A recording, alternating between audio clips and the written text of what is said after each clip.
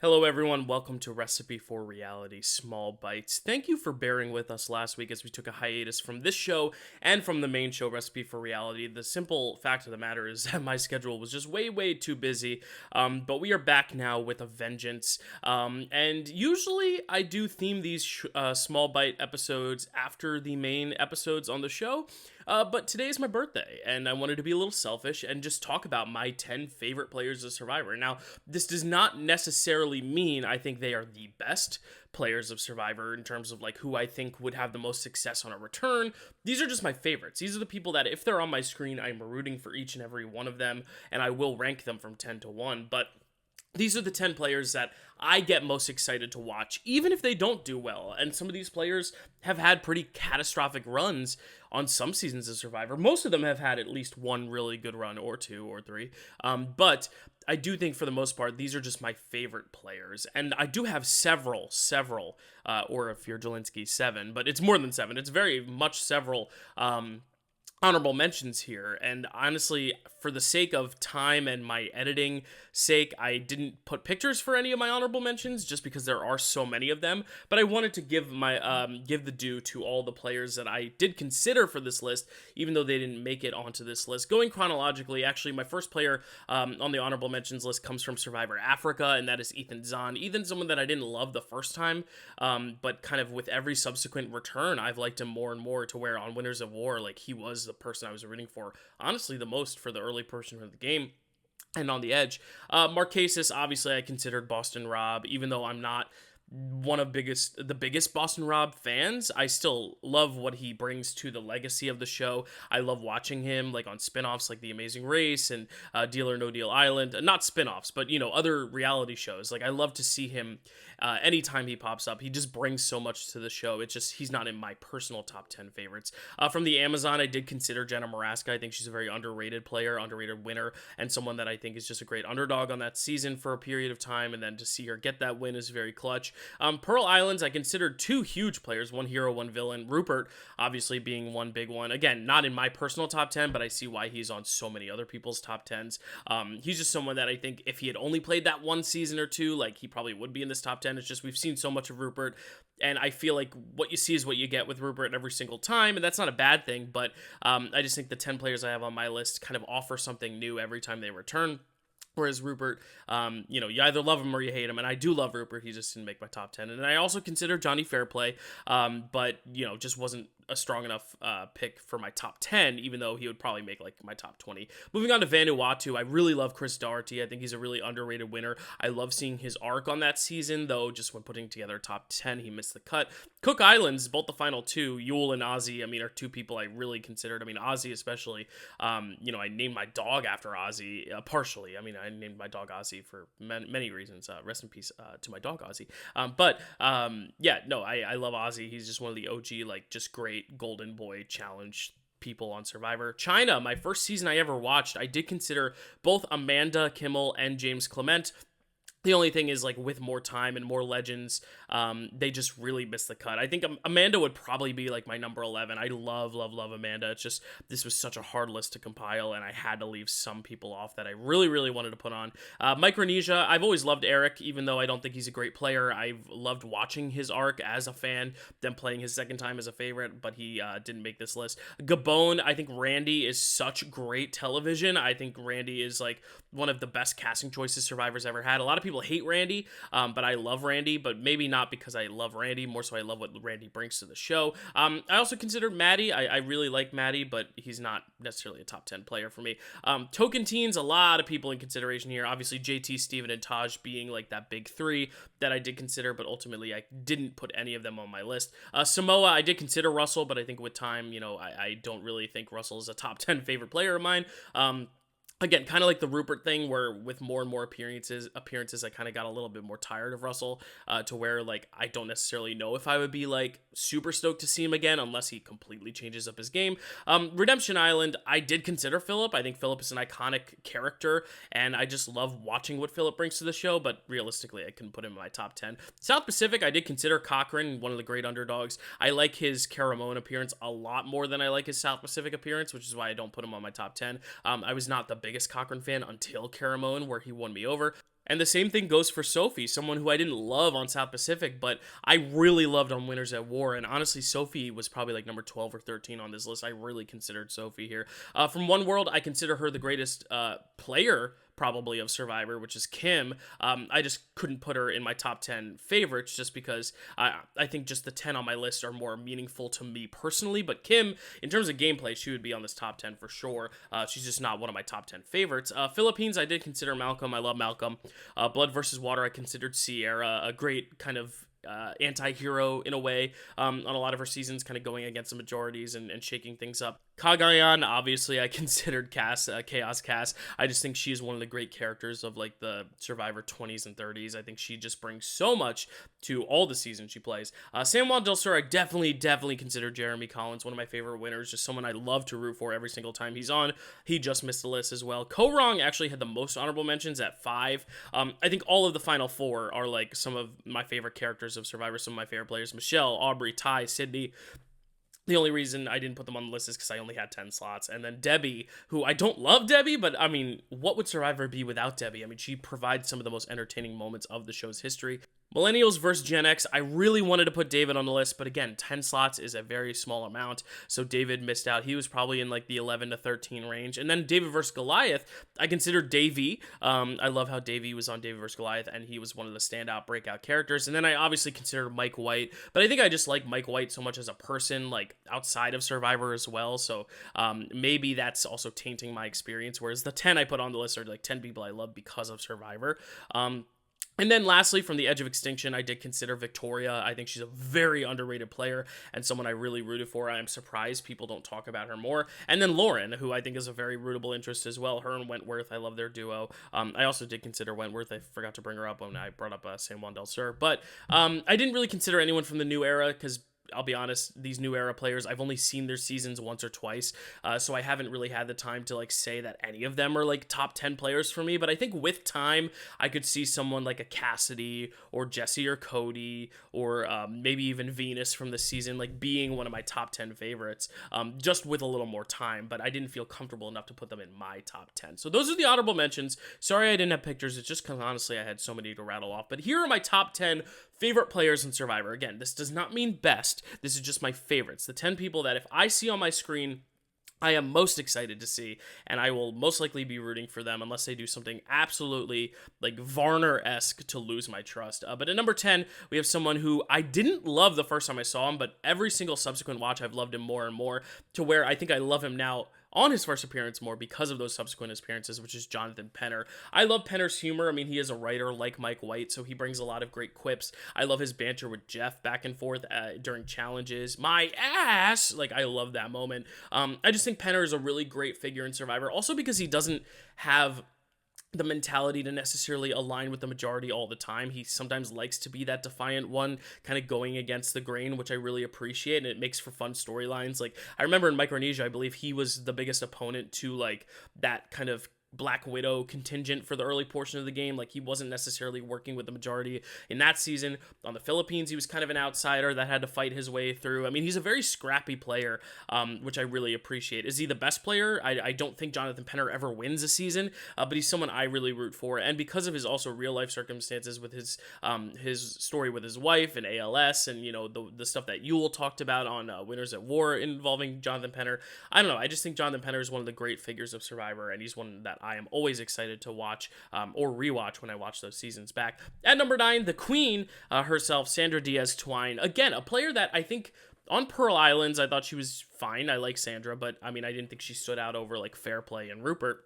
On Heroes vs. Villains, kind of a similar thing. I think I love Sandra because she won twice, but that whole season, she is very much a supporting character to the bigger personalities like Parvati and like Russell, obviously, and even like some of the heroes like JT or Rupert. But I do think having seen her now on Game Changers, where she's a huge personality, she pretty much runs that pre-merge, and then also Winners of War, who she's a big presence in that pre-merge as well, even though she makes the mistake of giving the idol to Denise and idling herself out. And then, of course, her appearance on Australian Survivor with her daughter Nina. I really think every time I've watched Sandra since her 2 winning seasons, I've come to appreciate her winning seasons even more, to where, kind of like Penner, when I go back and watch Cook Islands, I like Penner more. When I go back and watch Pearl Islands and Heroes vs. Villains, now I like Sandra more and more each time. And I think with time, Sandra's one of those players that ages like fine wine, where I really do appreciate her subtle gameplay just as much as I appreciate her big character moments. But really, her big character moments in Game Changers and Winners at War really sell her as the great persona of Survivor that she is, and she really embodies that queen personality. We see her on Island of the Idols with Boston Rob, and I love to see what she brings to that, even though overall that twist doesn't really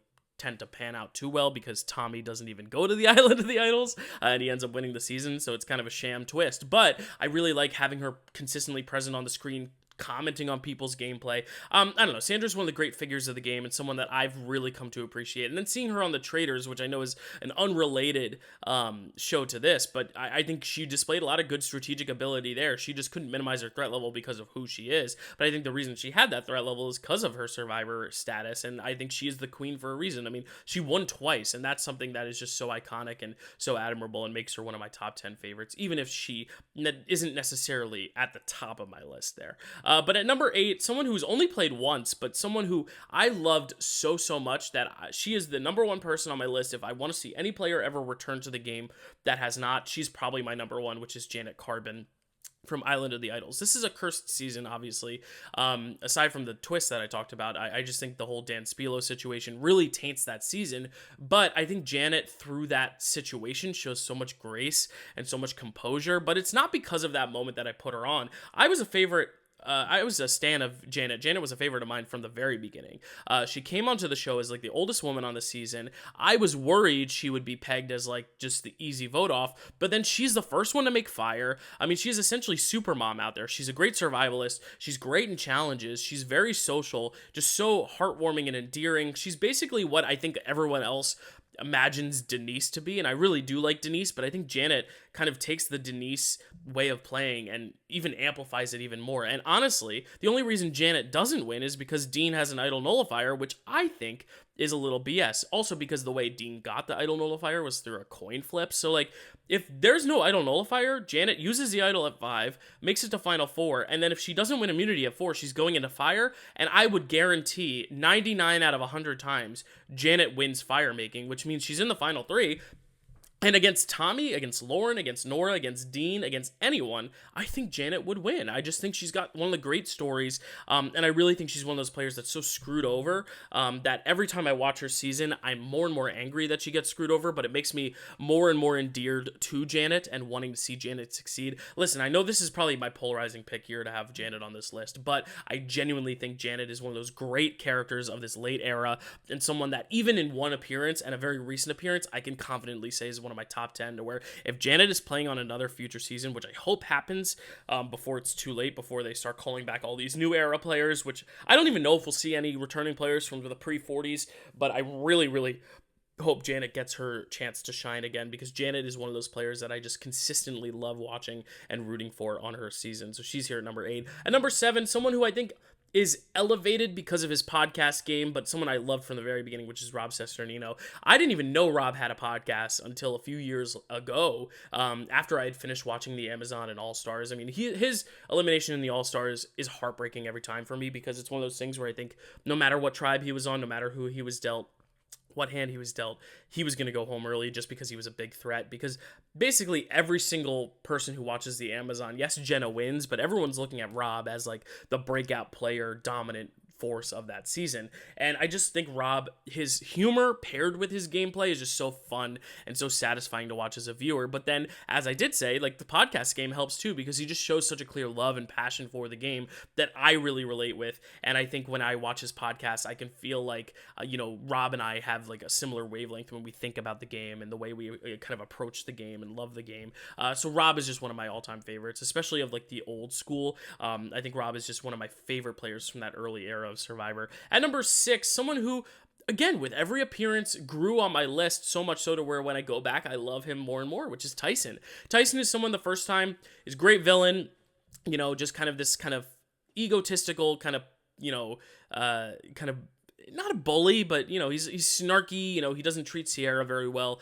His blind side is satisfying. Then when he returns on Heroes vs. Villains, he's barely on screen, and then he has one of the biggest blind sides of all time, to where you're like, wow, that guy's one of the dumbest survivors ever. And then he comes back on Blood vs. Water and plays one of the cleanest games, save for the rock draw, which I think, if he had just played his idol, he would have been safe, and he put himself in a situation where he could have been rocked out, but he didn't get rocked out, and then he ended up dominating the end game and getting the final 3 with 2 people he would easily beat.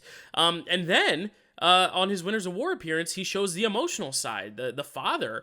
So I think Tyson has just one of the greatest arcs between 4 seasons, from going to this villain, to this dum-dum, to this dominant player, to this very emotional and empathetic and sensitive player. I think it's one of the great 4-season arcs. And even someone like Boston Rob, for example, or Sandra, they're still Boston Rob and Sandra through all their seasons. They don't really change much. Whereas Tyson, I think there's a real evolution to him that is so fascinating to watch. He's still the snarky, funny guy, no matter what season he's on, but seeing Tyson from basically being a kid to being an adult to being like a father is like a really interesting trajectory that is always fascinating for me to watch, and always makes him one of my favorites to watch. Kicking off the top 5, a person that maybe played a little sloppily on their season, but I think has just one of the great stories that makes me always root for this player. And on his return on Winners at War, I was really, really impressed with just how much he brought to the show entertainment-wise, and that is Adam Klein from Millennials vs. Gen X, and of course Winners at War. I think Adam's just one of those great relatable players because he is the super fan, but he's not annoying about it in a game body way. I think he takes these big risks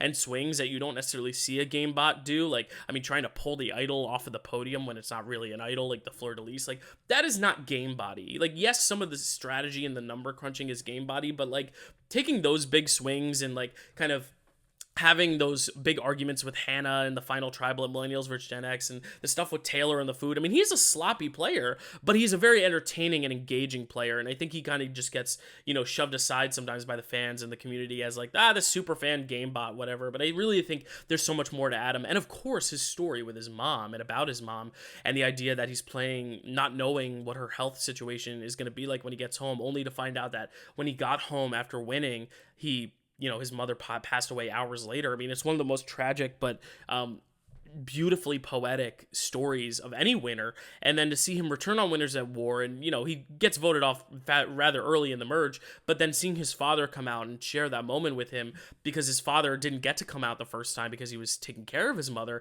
and having that full circle moment of basically having closure. It's one of the great 2-story arcs emotionally, to where I really love watching Adam. I think he's one of those players that I think I would play like I think it would be a little sloppy like Adam, but I'd also just put so much of my heart into the game. And I think the reasons he fights for being his family, I feel like I would play with my family in mind like Adam would, and I really relate to his story, even though I can't relate from the necessary specifics of his story. I definitely relate to that just like unbroken family bond, which I think is something that's so pleasing to see and so amazing to see. I think Winners of War, if you look at like confessionals per episode or just screen time, Adam has one of the highest ratios of screen time that season, because I think he brings so much to that season. He's kind of this underdog who's always targeted in the early, pre-merge phase, and then at the merge he becomes a big target and has those amazing moments like the fleur-de-lis and, all of those great moments. I think Adam is just a great character in Survivor. At number 4, she's one of the best all-time, Cirie Fields. Probably the best to never win. Definitely the best to never win, I'll say it right now. But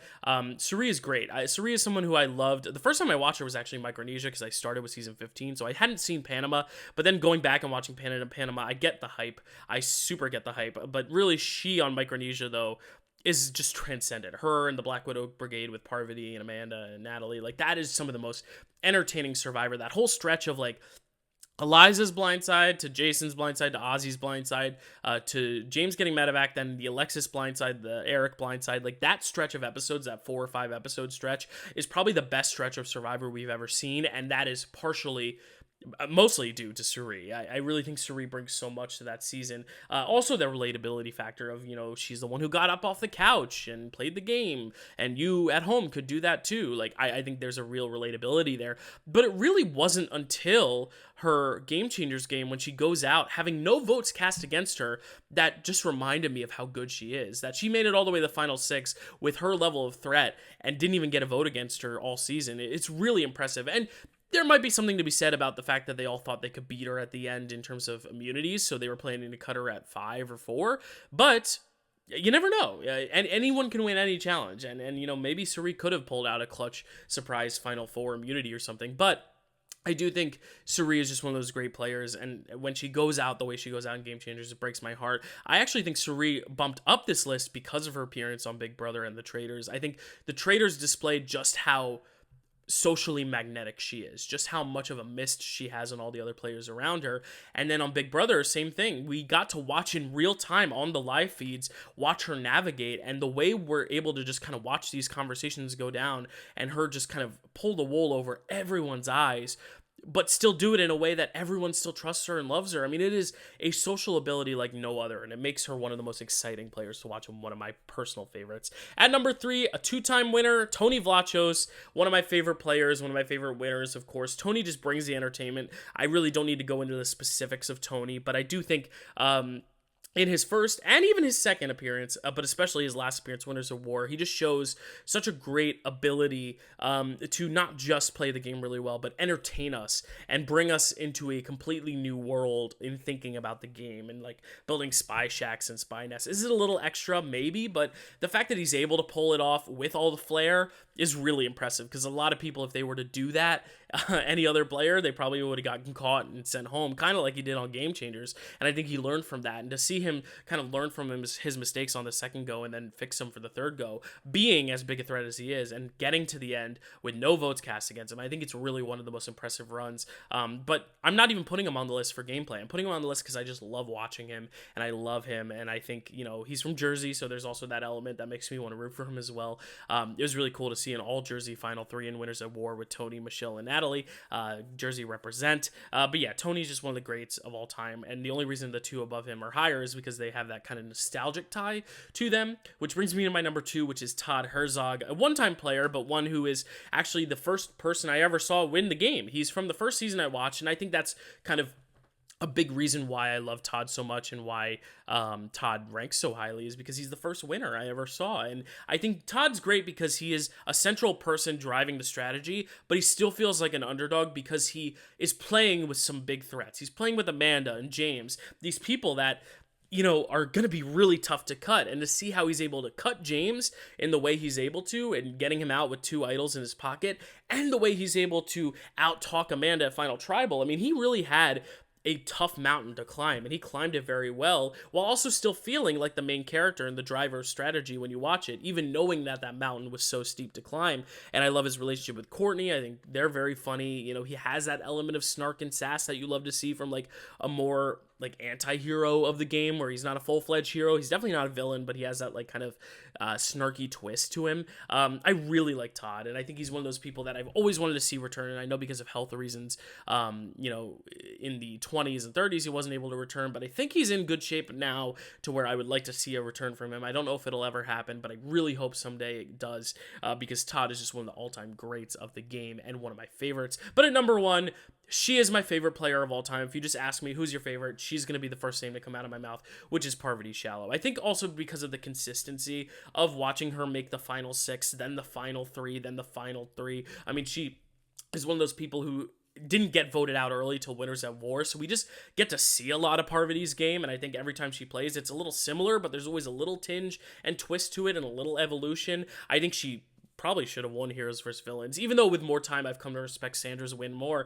I really do think Parvati played probably the best game in that game, where she didn't piss everyone off to the extent that Russell did, but she was more actively participating in strategy more than Sandra. So I really like Parvati's Heroes vs. Villains game, but her Micronesia game's great as well. Obviously, she lucks out due to the final 3 twist of getting to vote out Suri at 3, or having Amanda vote Suri out at 3. I think she largely benefits because there's a chance she would have lost to Suri, but even then, I'm not sure. I think there's still a case to be made where Parvati beats Suri in Micronesia just based on the jury perceptions, but Parvati's just one of the all-time greats. I love how she uses flirting as a strategy, and she's so good at it that no one else has been able to replicate it since, because she's kind of created, kind of like how Suri creates this mist of positivity. Parvati's essentially created this mist of negativity for seasons to come, because now every single player that is kind of pretty and small and has this cute little laugh is now all of a sudden the most dangerous player of all time. We see it with Venus in this current season, how everyone's scared of them It's why you see someone like Molly go out second on Island of the Idols when realistically she really shouldn't have gone that early because she was in a fine position in the game.